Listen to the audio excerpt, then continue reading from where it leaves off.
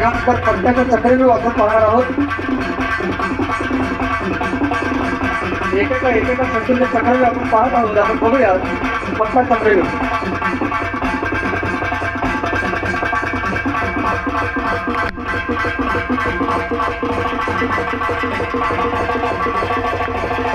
स्वतःच्या अंगाभोवती खांद्याच्या रेषेत शब्दाच्या थेट गळ्याच्या दिशेने चालणारे हे पट्ट्याची चक्र आपण पाहिल्यानंतर कुठला वेडा शत्रू आतमध्ये जाण्याचं धाडस करेल.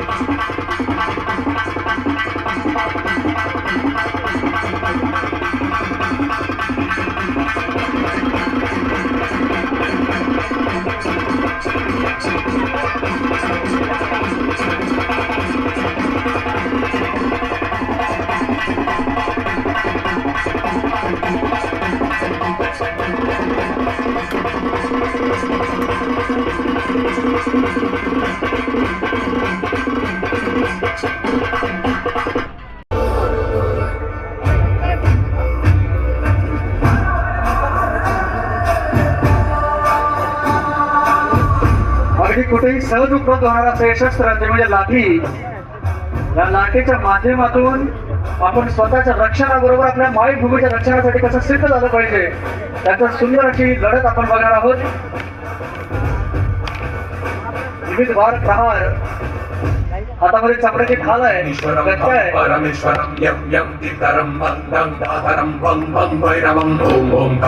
आता पायामध्ये जो पवित्र आपण पहिल्या तर क्षणात बसून एक वार मारत त्याला घेऊन जे पवित्र म्हणतात.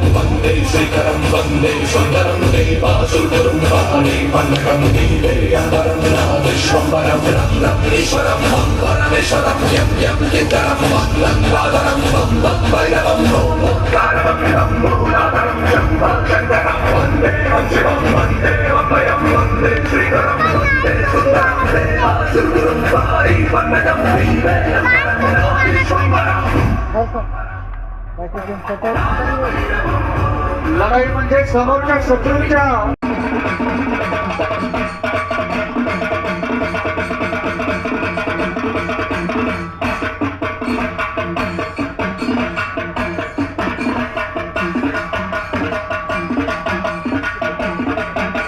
शस्त्र देशार्थ हाती धरावे, विटावे हिंदूला राणी वा करावे, तुझ्या रक्षणात तूच रे सिद्ध होशी, सदा संकटी देवत धावून येई, सदा संकटी देवत धावून येई.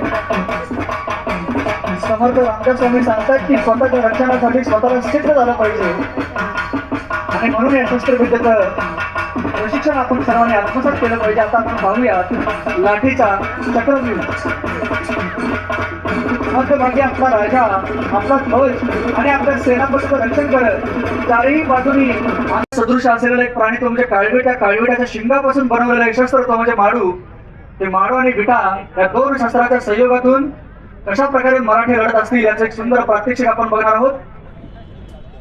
माडू आणि पट्ट्याची फेक.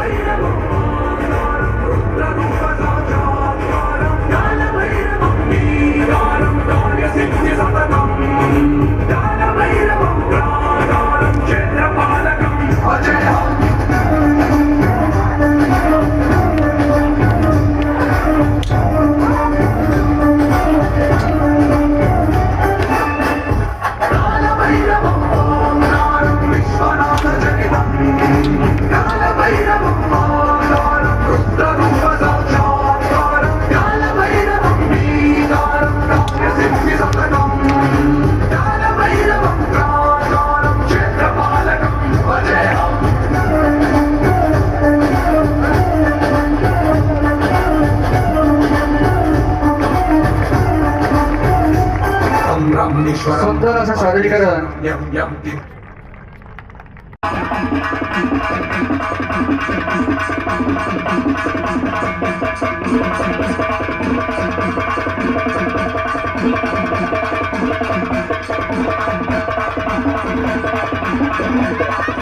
भाषांची विविध कौशल्य आपण पाहतोय.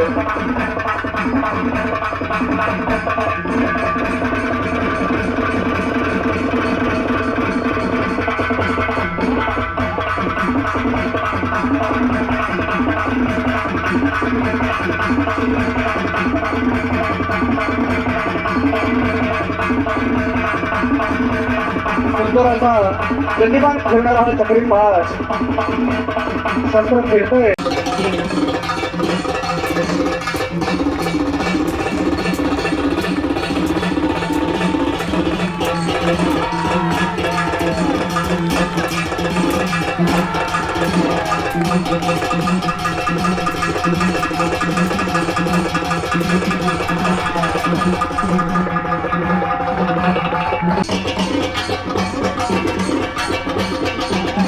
लढता लढता समोरच्या शत्रूला गुढीचा वार मारून एक फसवा वार मारून त्या क्षणात आपल्या पायाकडून पट्टा काढून त्याचा गुडघ्याचा पाय कसा कापला जायचा त्याचं हे सुंदर असं प्रात्यक्षिक समोर प्रतीक म्हणून लिंबू ठेवलेलं आहे. आपण पाहतोय लिंबूचा पटका.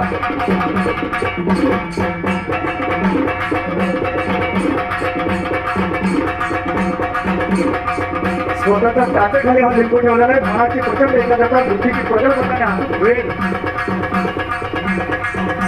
आणि हा लिंबू एकाच लाठीच्या लाठीच्या साह्याने कधीही ठेवत असलेला नारळ अगदी अलगद होत नाही.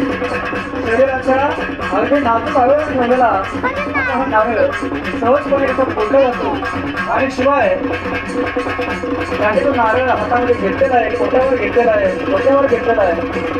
तो खालचा मावळा सुरक्षित कसा राहिला पाहिजे याची संपूर्णतः दक्षता घेऊन हे प्रात्यक्षिक आपल्यासोबत सादर होते. शस्त्र आणि शस्त्रावरचा कठीण शस्त्रावरचा संयम आपण पाहणार आहोत.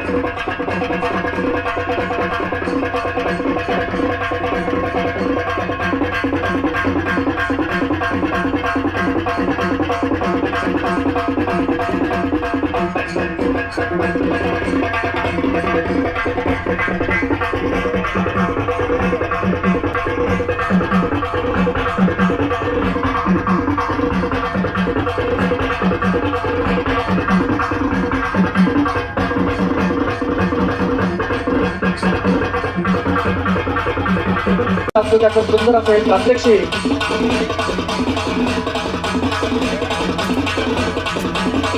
सुंदर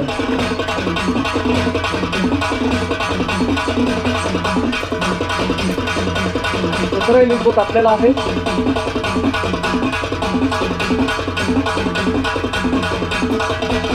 दुसराही लिंबू कापलेला आहे.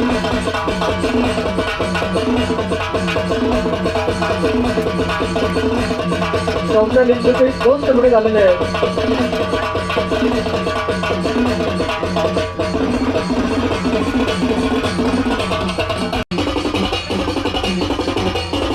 समोरच्या योद्ध्याच्या गळ्यावर पोटावर काकडी ठेवलेले आहे. अत्यंत अवघड असं हे प्रात्यक्षिक. शरीराच्या अतिशय नाजूक अवयवर असलेली काकडी, हातामध्ये असलेला अत्यंत धारदार आणि घातक असं शस्त्र तो म्हणजे पट्टा. या पट्ट्याचं वर्णन अनेक आपल्या शास्त्र ग्रंथांमध्ये असं केलेलं आहे की एखादा नाग फणा काढून उभा राहावा आणि त्याची जीभ कशी लगलावली असं हे सळसळचं पाता असणारा पट्टा त्या पट्ट्याच्या सहाय्याने अचूक वेध घेत ही पोटावर काकडी कापलेली आहे.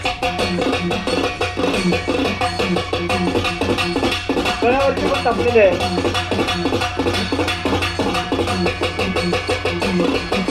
आणि तोंडावरची सुद्धा कापलेली आहे. अत्यंत सुंदर असं यातून येणारं साहस, धाडस, धैर्य, मनाची एकाग्रता आणि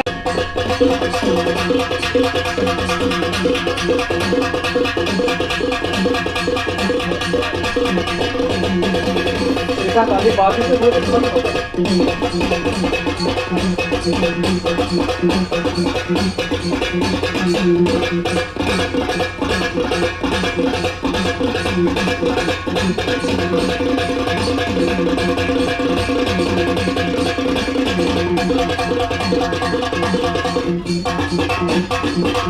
लाठीच्या खाली लिंबू ठेवलेला आहे. लिंबूवर लाठी आधारकारी धरून अत्यंत अचूक लक्षभेद कसा केला जायचा याचा सुंदर प्रात्यक्षिक आपण पाहणार आहोत. सुंदर एका बाजूचा लिंबू कापला गेलेला आहे.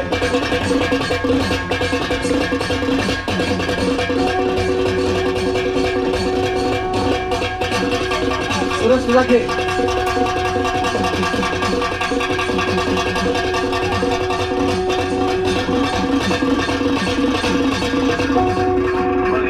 करून दाखवतात त्याच्याही 2 तुकडे झालेले आहेत.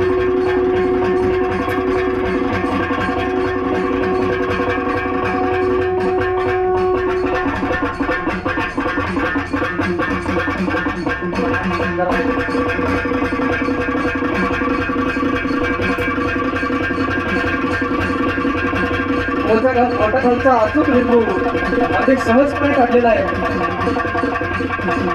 आत्ताचा अवघड प्रकार अनवटी खालचा सुद्धा लिंबू कापला गेलेला आहे.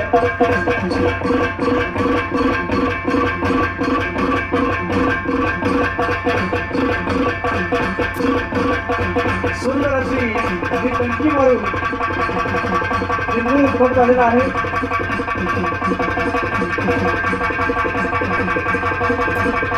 अगदी तळातला तो लिंबू मगाशी सहज करून कुठला होता तो दुसराचा तोडलेला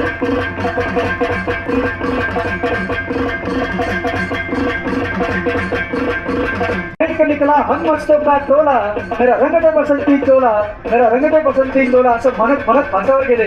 त्या वंदे मातरमचं पूर्ण गायन झाल्याशिवाय या कार्यक्रमाची सांगता होणार नाही. सर्वांना विनंती आहे शेवटची काही गोष्टी प्रात्यक्षिक यानंतर वंदे मातरम होईल. आता आपण ते शस्त्र पाहतो आहोत.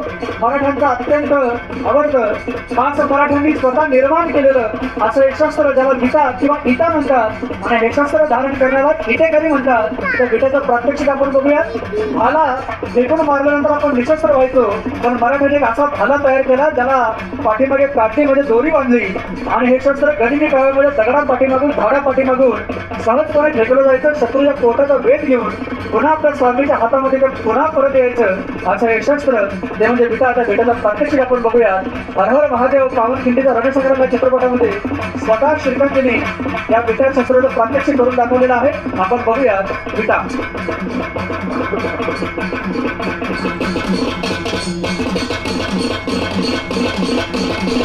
युद्धकलेचा कमीत कमी 6 ते 8 वर्षाचा अभ्यासक्रम पूर्ण केल्याशिवाय वस्तात आपल्या शिष्याच्या हातामध्ये हे शस्त्र घेत नाही. सगळ्यात शेवटी शिकवलं जाणार असं हे शस्त्र तर घेण्याचा प्रात्यक्षिक आपण बघूया. विटा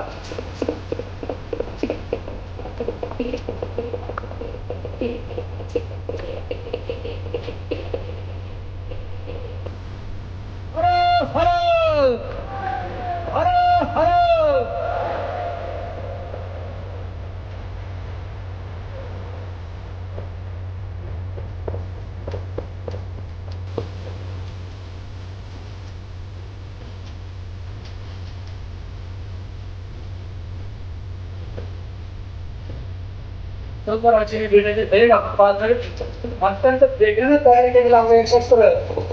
पण शत्रूचा कदम काय पाहणार असं आहे शस्त्र बेटाने शस्त्राचं प्रात्यक्षिक आपण पाहिलेलं आहे. त्यानंतर शेवटचे प्रात्यक्षिक त्याची माल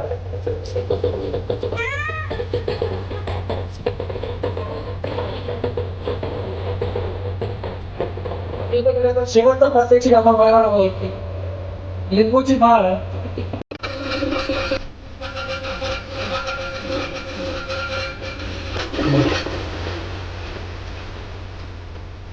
या स्फोटकामध्ये गुरुजींनी 2008 साली इयत्ता 12वी मध्ये असताना त्याचा वर्ल्ड रेकॉर्ड केलेला आहे. त्याचा लिंका बुक आणि गिनीज बुक मध्ये मध्ये आता त्याचे लिंबू लावलेले आहेत. तर तसे अवघ्या 46 मिनिटांमध्ये नॉनस्टॉप 3802 लिंबू बाणगट्ट्याच्या साह्याने गुरुजींनी कट करून त्याचा विश्ववितरण केलेला आहे. तो लिंका बुक आणि गिनीज बुक मध्ये बंद आहे. आणि यासारखं प्रशिक्षण आज आहे जवळजवळ 1 लाख विद्यार्थ्यांना त्यांनी शिकवलेलं आहे. आपण पाहूयात लिंबूचा पटका.